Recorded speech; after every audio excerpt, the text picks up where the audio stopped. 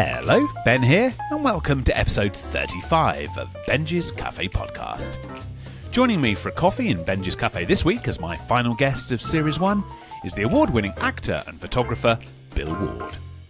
After a career in advertising, Bill has appeared in over 30 TV shows and films and over 50 plays. His extensive West End appearances include Everybody's Talking About Jamie, Spamalot and $1 Million Quartet, and the UK tours of Shakespeare in Love, The Full Monty and John Osborne's Look Back in Anger. Bill is a familiar face on British television and played Charlie Stubbs in Coronation Street for over 3.5 years and James Barton in Emmerdale for over 300 episodes. For his photography, Bill has won many awards and commendations, including the Adobe Prize at UK Landscape Photographer of the Year. His work has also been featured in numerous books, magazines and advertising campaigns. In this episode, we discuss Bill's extensive theatre and TV career and how he finds balance away from the stage through nature and photography. So I'll carry my camera to the theatre and then back again. And a lot of what I photograph is what I bump into.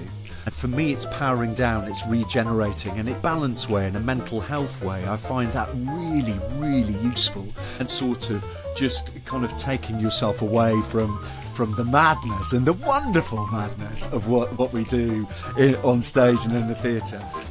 And the other part of it, for me, is that you get to be you. Completely yourself. It's really, really useful to have something else that reminds you utterly of who you are.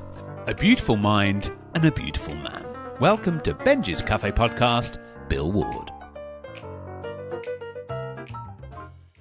Good morning, Bill. How are you? Hi, Ben. Wow, that's a hell of an intro. Thank you so much. Lovely to be here. How are you doing?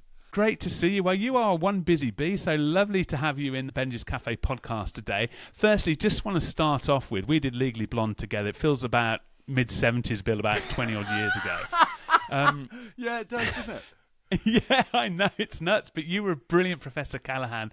You were so good, fantastic in that role. I just want to say, again, it was a pleasure to work with you. But what I admired most about you was your stamina, Bill, your work ethos, and just how you applied yourself to being on tour, because it's a tough existence, isn't it?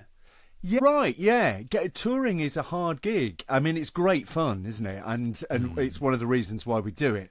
But yeah, you're on the road for. I've just been touring the Full Monty, and which actually in the post-COVID world, it tends not to be quite as manic as it was pre-COVID. So, when we were doing Legally Blonde, it was pretty much Monday to Saturday every single week, wasn't it? The occasional Tuesday start, but essentially Monday to Saturday every single week.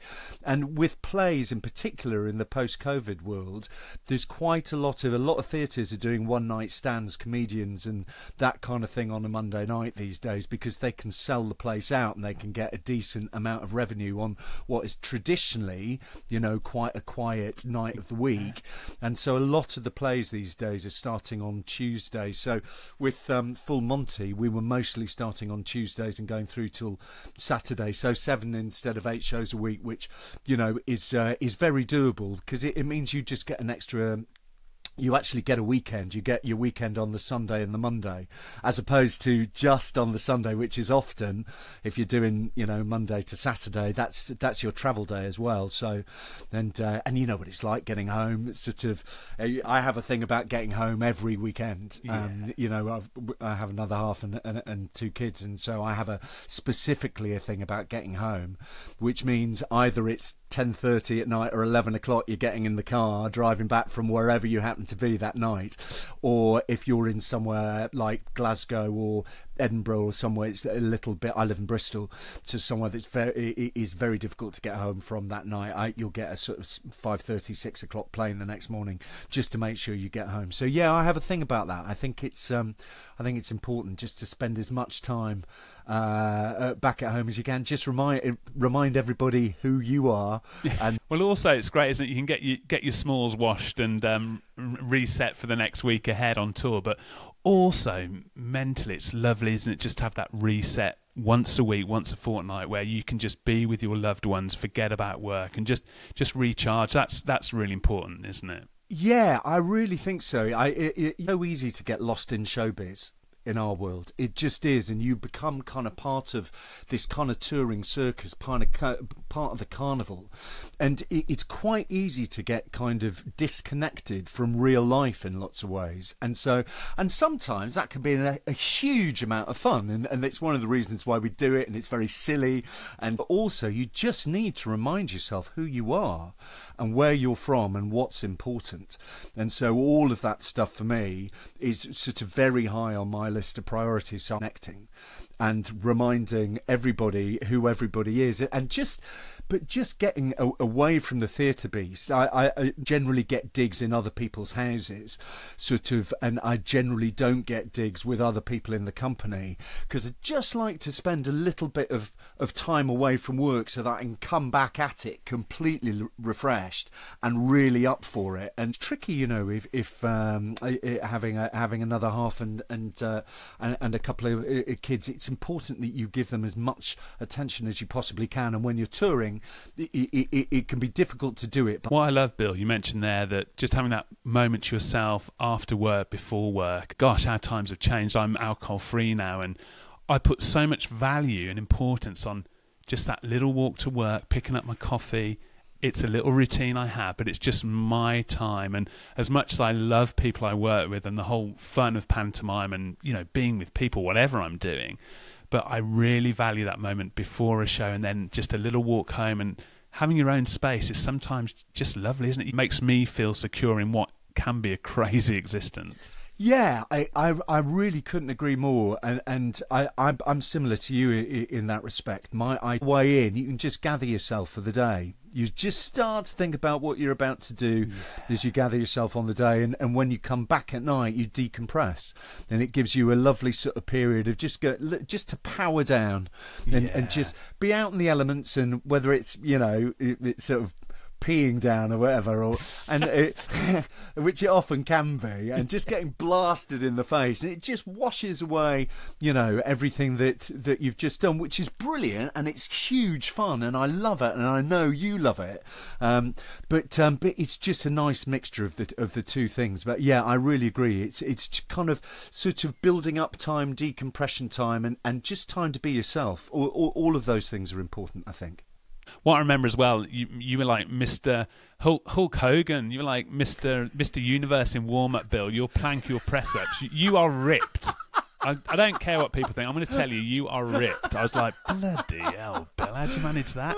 But you never went off in a year's contract. You didn't even seem to struggle through as some people do, but you just kept well. I just wondered if you had any kind of little routine in place for your, you know, your physical fitness or attention to diet, because you kept so well over that year. Gosh, that's a really good question. I do have a thing about it, quite a strong Protestant work ethic, I suppose. Yeah. My dad was huge on that. He just turned up every day, never missed work, ever. And so, yeah, I guess that is sort of inbuilt slightly in me. And you know, we've been around a long time. I went to a drama school where if you were late by 5 minutes, they locked the door and you weren't allowed in.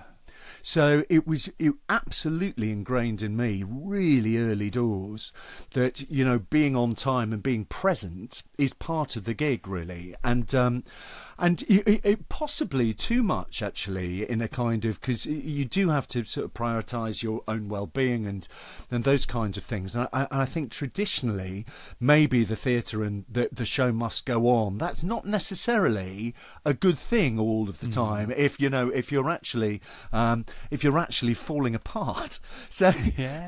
But having said that, I do try and stay fit. I have a thing about it, and so one of the things I do is I make my own food, and so at the start of a week I just make a lot of food in a massive Tupperware.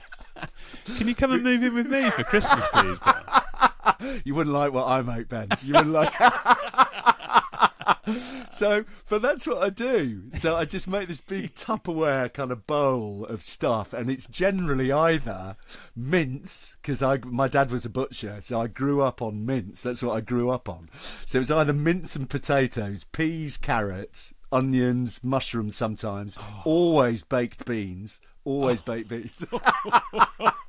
So I'm making a big bowl of that. Big Tupperware bowl of that on a Monday, and then I chomp my way through it over the course of the weekend. And I do have a thing about eating properly, all major food groups, etc., etc. I'll generally steam in the morning if we're doing a long running show, and if my voice is just getting a bit sort of tired, I'll steam between shows, I'll steam at half time, all of that kind of stuff. I'm quite, as you mentioned, I'm quite a stickler for warming up. I do like a warm up, and I like it for two reasons. One, because it keeps you fit, and but the other thing is you check in. You check in with everybody else on stage, and that is so important, that stuff, that sort of shared energy, because everyone will have come in from having had a different kind of a day. And just checking in, I can't stand it. It doesn't happen very often, but when the very first time you see someone is actually as a different character on stage, that's a really weird thing. So so just checking in, and then I maybe go to the gym maybe once a week, but no more than that. And when we're going, because I tend to find, particularly when you're doing a musical, you're using quite a lot of energy anyway, aren't you? And there's a good general fitness level, and the warm-ups are quite...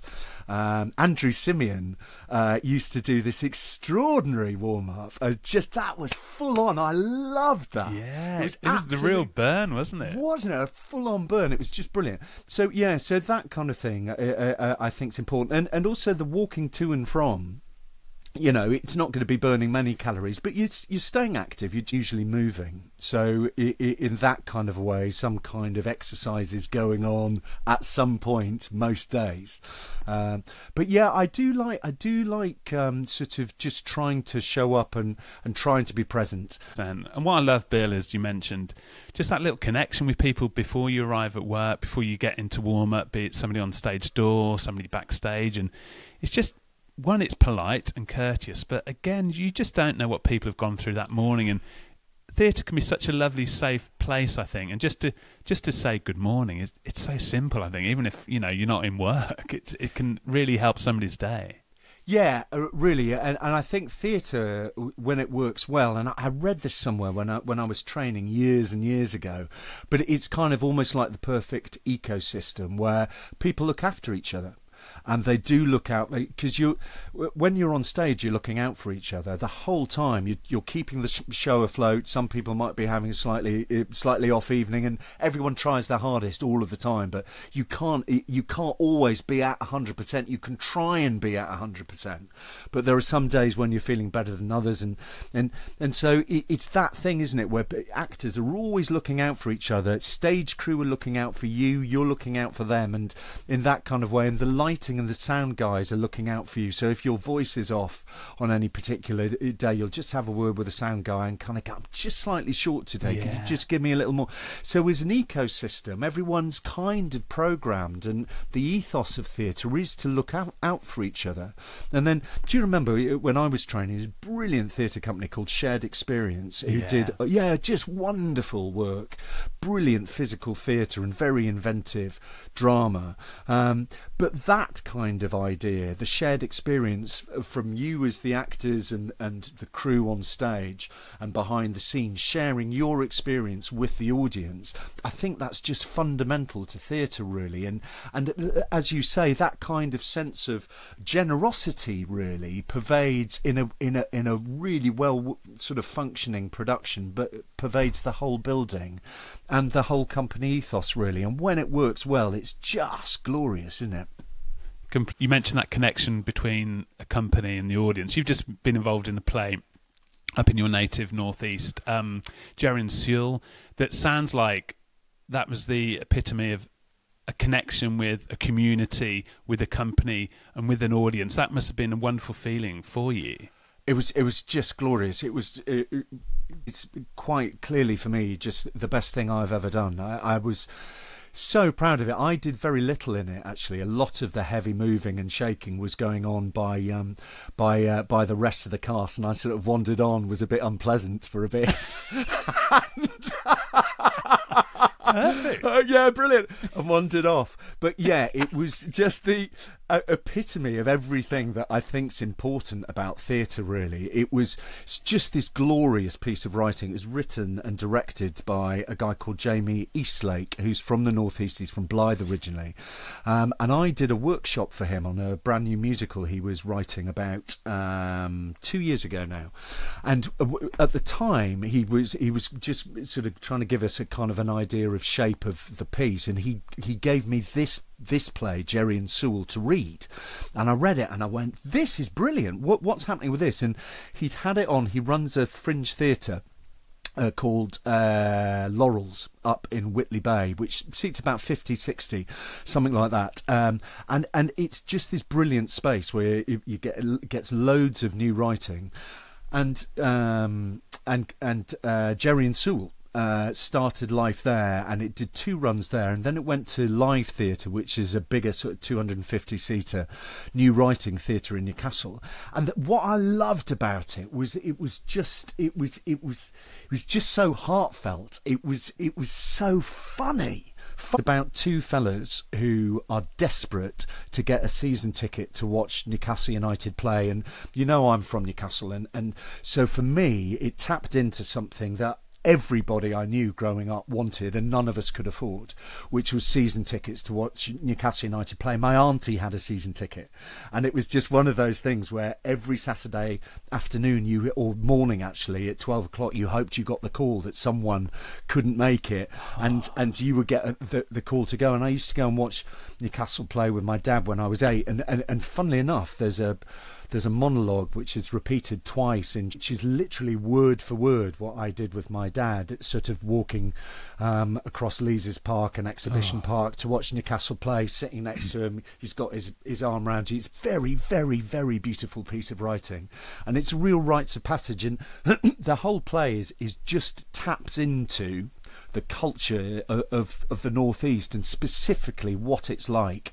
to be from Newcastle, where the city bleeds black and white. Just about wanting to go and watch Newcastle United play, but it's more than that. It's about hopes and dreams. It's about how, if you want something really, really badly, what are you prepared to do to get it? And deeply lying under all of this stuff is hopes, dreams, and quite a dark story, and so it's just everything that I think's important about the theatre. It was just this glorious piece of work. Your career is so long and varied, Bill, that to come across nuggets like this it's just wonderful, isn't it? That's why this business is so exciting, that something can come along that can just grip you, can refuel you, re-energise your passion for what you do. I love that.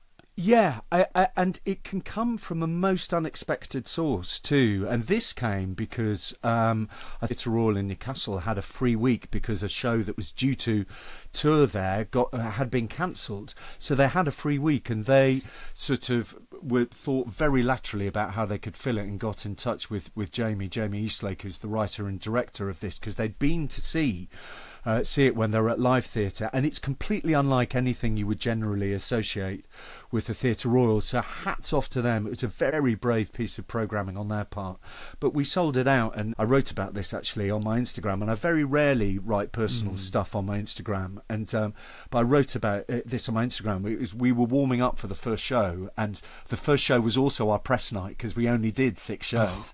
And so you know what that's like. Yeah, so you kind of go, oh my god. And so yeah, it's sort of deep breaths, everyone. But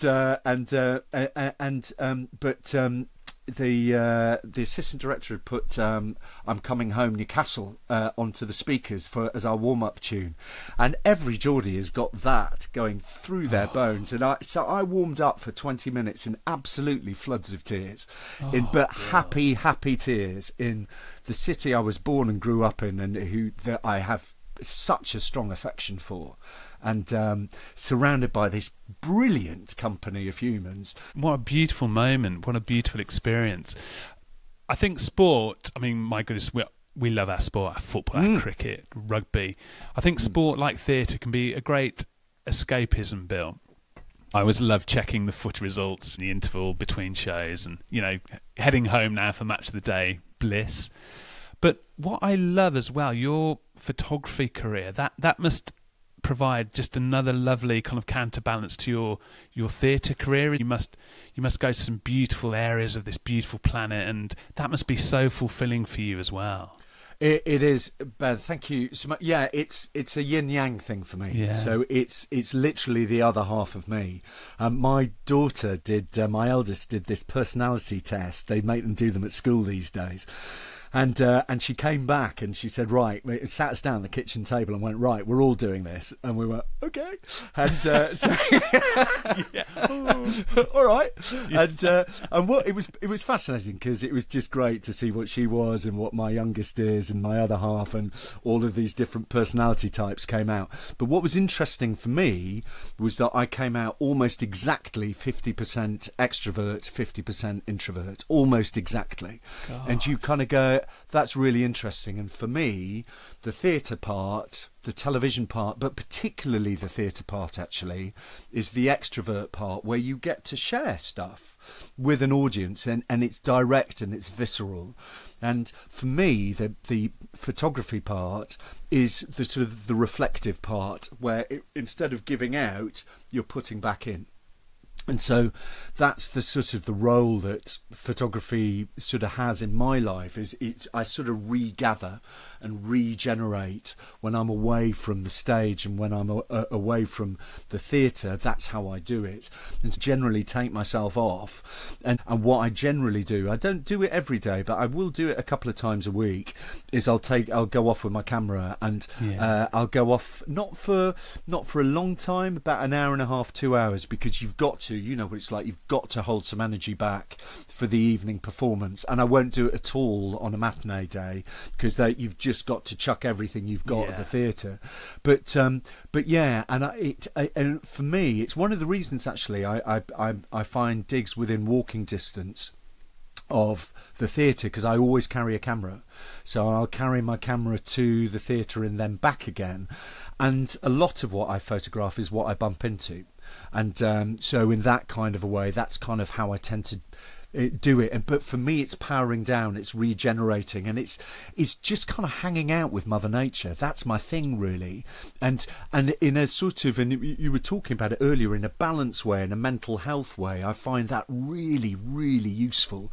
And partly you're sort of just kind of taking yourself away from the madness and the wonderful madness of what we do on stage and in the theatre. But the other part of it is you're putting then something else back in. And for me, that's, I don't know, it's the feels of Mother Nature, and it's whether it's the weather or it's the silence. I don't take pictures with anybody else. I only take pictures on my own. Occasionally, I'm an ambassador for Pentax cameras, and we've got another ambassador here in the UK, and occasionally I'll go on a trip with him, maybe once every 4 years, once every 5 years. But outside of that, I'll always take pictures on my own, and you're just putting back in is how I would describe it. And the other part of it for me is that you get to be you, completely yourself, and you react with what resonates with you, and what resonates with you is entirely personal.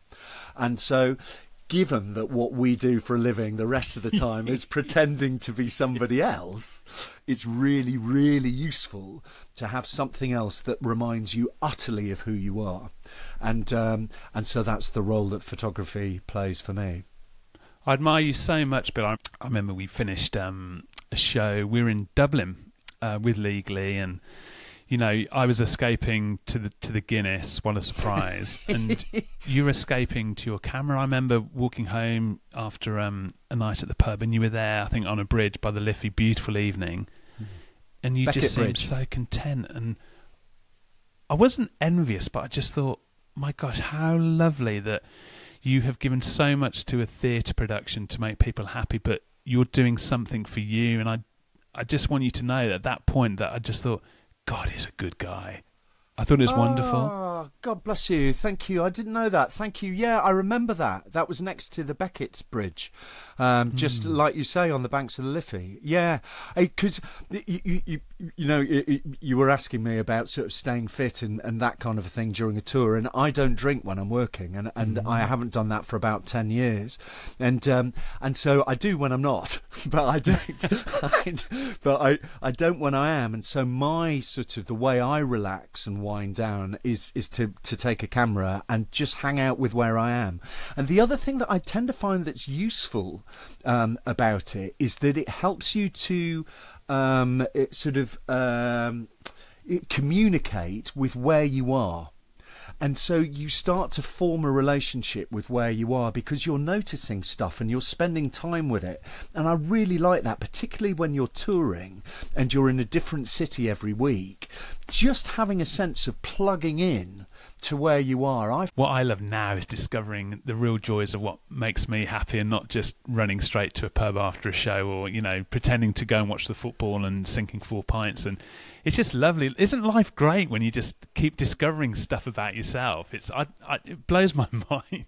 Yeah, it is, and touring actually is useful for that because you do get time. Because you can't go home. And so the question is then, what are you going to do with that time? And, some people read books and some people do box sets. There was a guy, actually, who had a show in the West End who was in his dressing room. He wasn't on stage most of the time, so he was in his dressing room for a year, taught himself the saxophone. And do you know what I mean? And that was what he left a year of understudying with in the West End with, which was a brand new skill. And so for me, when you have that kind of time, it's useful if you can sort of, like you say, sort of find something about yourself or do something or investigate something or, that kind of a thing. So photography for me has been sort of really useful in that regard, because most of the time if I'm taking pictures outside of acting, I'm generally on a beach. Or I'm near a waterfall or a stream, or I'm really trying to get away from it all. But yeah, and lovely that you can impart your enthusiasm to others as well with your talking. That must be really rewarding as well, I imagine. Yeah, do you know, I love it. As you say, I do quite a lot of photography talks these days, a couple a week when I'm not acting, and I teach as well. I run workshops and one-to-ones, and I run workshops both for myself and a magazine, and also for quite a big photography tour company. I love it. I kind of, just because I think it's interesting. I was thinking about this actually before we came on today, and I do a talk about this actually. I think the acting business, it's so funny as an actor, you kind of think you've just got no skills. Do you know what I mean? If you do a CV, it kind of, what is it? Talking. That's it. What is it? Yeah. What do I do? Talking. That's my skill, talking. But I kind of, it's quite interesting as actors, because we do have, my other half often says this, we have lots of invisible stuff that we're not aware of. And a lot of what we do is to do with improvisation, it seems to me, and listen. We've all done listening and responding. That's the basis of acting, is listen and respond and use what you have. If something goes wrong on stage, you can't pretend it hasn't. You can't. Yeah. You have to make something with it. You have to make something out of it. And that's really useful for any kind of making, any creative enterprise. But in photography, in terms of making photographs and listening and responding to what Mother Nature is doing, as opposed to just trying to enforce your will on Mother Nature and go, I want to take this kind of a picture. But Mother Nature might not be doing that kind of weather. So my question is always, what is Mother Nature doing? What is going on? Listen to what she's doing and then respond in kind with your camera, and respond as you would as a human. And so what I try and teach with photography is, as something we've all learned as actors, is you all have a very specific and direct a connection with a character depending on who you are. And it's a similar thing in photography. I have a whole thing about make sure you are in your photographs. Don't take somebody else's photographs in the same way as don't give somebody else's performance on stage. Give your performance, your sort of take on this character, your connection with this character. And I have a similar thing with photography. And I found it's really surprised me, actually, how much is transferable between the two disciplines in that kind of a way. It's all making at the end of the day, isn't it? And it's all personal, potentially, if you allow it to be. You mentioned earlier in the chat, Bill, getting the script for Gerry Sewell and reading that. You have a completed script. You know where the character's going to be heading. Was it kind of quite exciting? You're in Corrie and Emmerdale for a long time. Was it exciting playing a character, knowing month to month where that storyline might be going? Was that a nice little buzz for you? That's such a good question. It's such a good question. Yes and no. Part of that is terrifying. Because you don't know who you are. You don't know who you are. All you have... I've been like that for 49 years, Bill. but because all you have is the present. That is all you have. And so whilst it is partly terrifying, it's partly magnificent, because this guy could be anyone. You can make him, with the writers, into whoever you would like him to be. So in that kind of a way, the sort of the lack of backstory, and you'll get a paragraph, possibly a page, that's all. And often the writing in the moment contradicts a lot of what the backstory was anyway. And you know what I'm like? I like to write backstory.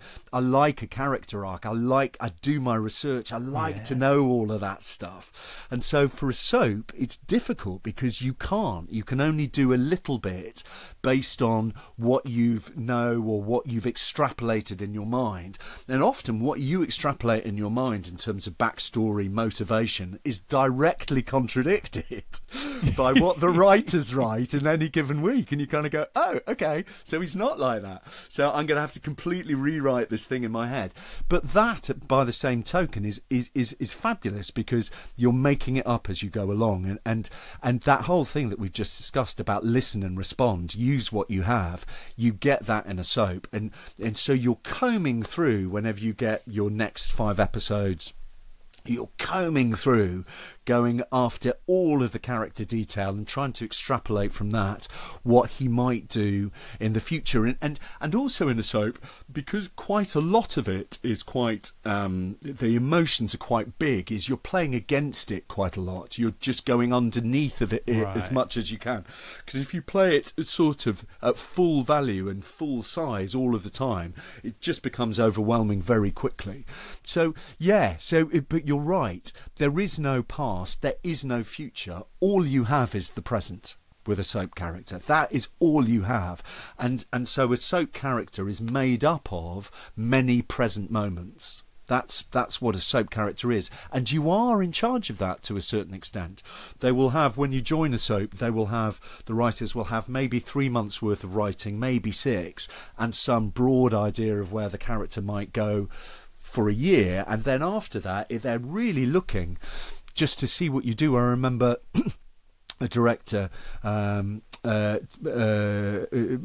to me on Coronation Street in Emmerdale, actually, and he was kind of saying you do 2 auditions. You do one in the room with the producer and showrunners and that kind of a thing, and then the next audition that you do is all of your first episodes, your first 3 months of episodes, and that's for the writers, and they will be seeing what you're doing with this character, because you might not be what they'd imagined. You might be, but they'll be going off relationships that your character is striking up with other characters in real time, looks, glances, all of that kind of stuff. So in that kind of way, it's fascinating, because you're building a character in real time, and the writers are responding to what you're building in real time.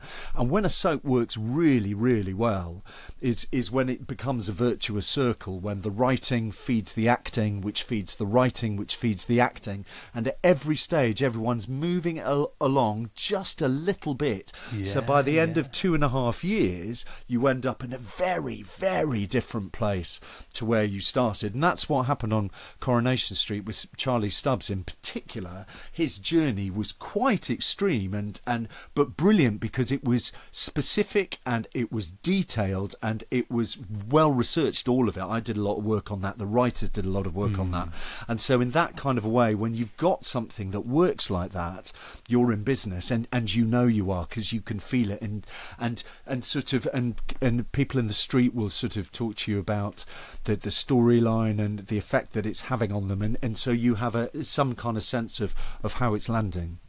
But you're always going back to this one thing which is driving him at his very heart, and in that kind of way, from an acting point of view, it's so useful to have something you can always go back to, something clear, something defined, that you can hang your hat on as a character and kind of go, this is at the centre of him, this is who he is and what he's about, and then it drives all of his behaviour.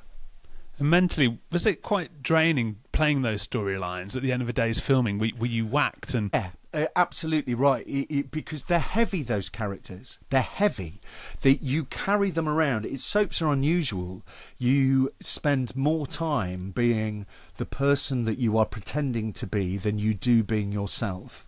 And not only that, when you're in storyline, that's the case. We were filming 5 days a week, but we were often doing 6 days when I was at Coronation Street, because they were just trying to catch up for the week ahead. And not only that, when you leave the building, because I don't do much press, you know I don't, and so I'm not a big red carpet fan or any of that kind of a thing. I'm quite a private human, and so in that kind of a way, when I'm leaving the building, I'm not doing OK Magazine and that kind of stuff. So the people don't really know who you are, but they do know who your character is. And so they'll call you by your character's name as you walk down the street. So not only are you spending more time being your character than you are being yourself when you're at work, when you're outside of work, when you're walking down the street, other people are thinking you are that character, and when you go home, you're learning your lines for the next day's filming. So in that kind of a way, they're very sort of present humans. And this guy, he was he was larger than life. He was, and I did him for 3.5 years in the end. But after 2.5 years, I got to a point where I kind of go, I can't carry this guy with me anymore. I've had him in me for long enough, and now he's got to vacate the premises. But it's interesting. You'll talk to actors about who have to play illnesses and that kind of a thing, and they often end up with, a lot of actors don't like to play characters with illnesses for a long time, and whether it is the mind sort of passing messages to the body, or whatever it is, or just how it makes you feel. So he was a really unusual guy, Charlie Stubbs, and fascinating mentally, because he was clever. He was really clever, and so from that kind of a point of view, he was huge fun to play, and I loved him because he was funny too. And they wrote him some great stuff. The storylines were so inventive, so accurate, so original. It was just great writing, and I loved it, and I loved playing him. But from an acting point of view, he was heavy to carry around for sure. Yeah. Bill, you're such a great guy, and what I love in this business and in life is when somebody mentions someone's name, it's like, oh, he's a great guy, you'll get on with him. Oh, he loves his sport, and oh, he's lovely. Yeah, you're gonna have a wonderful time on that contract, and Bill, you just didn't disappoint. And I read a great interview with David Tennant it was a while ago now, be about 4 or 5 years ago, where he just kind of said the time of, that thing where you could be like this massive personality and shout and scream and be quite unpleasant quite a lot of the time to people. Just those days are gone, and happily. And he did a really interesting interview, and I can't remember the specifics of what he said, but he always thinks of two things: one, work hard; two, be nice. And both of those things are possible for anybody. And it's the baseline of stuff that you have to achieve, really. And I think that's just really good advice to when I sort of do the odd talk at drama schools, whatever. I always say that, be a radiator, not a drain. It's that kind of thing, isn't it? Sort of, which you're amazing at. You're amazing at that. You have this such great, kind, joyous energy to you, and it's that in a company, isn't it? Of just you know, and those kind of things are so important, because and we started off by talking about this, how a company gets on is feeds into what happens on a stage and the experience that you give an audience. And you can often, I think, see companies on stage that aren't quite getting on so well, because there's just everyone's slightly just holding their own energy and not quite. Whereas when it goes well, it goes really well, doesn't it? Oh, Bill, you're so kind, and it's been so lovely to chat. I love my food. I love to ask all my guests what's on the menu tonight. For you, Bill, are you head chef this evening? It's a really good question. I suspect I'm not a head chef this evening. In our house, my other half is a veggie. My other half is my eldest is a veggie and is quite specific about all sorts of things that she won't eat. Used to eat quite a lot of fish. Won't eat fish at the moment. And my youngest is quite a full-on meat eater. So me and my youngest tend to share the same thing. And to be fair, my excuses for not being able to cook vegetarian food are fast running out. Bill, it's been so joyous to chat to you today. It's been lovely, and you've made me feel really happy, which you did for a year on tour. And thank you for being such a great guest in Benjy's Cafe podcast. Absolute pleasure, Ben. I so enjoyed that. Thank you. Well, thank you just for being your wonderful self and just radiating positive joy. So